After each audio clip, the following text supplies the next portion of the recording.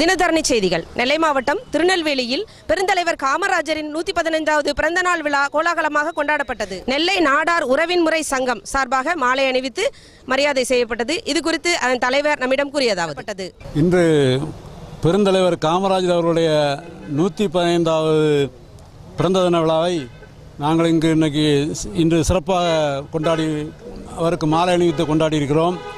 பெருந்தலைவர் காமராஜர் பற்றி அனைவருக்குமே நன்றாக தெரியும். அவர் ஒரு ஒப்பற்ற தலைவர், பெருந்தலைவர்.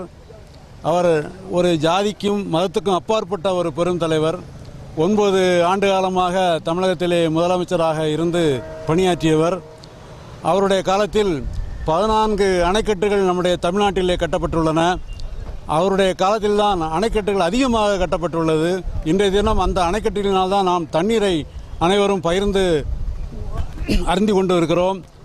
கல்விக்காகவும் பெரும்பணி ஆற்றியவர்.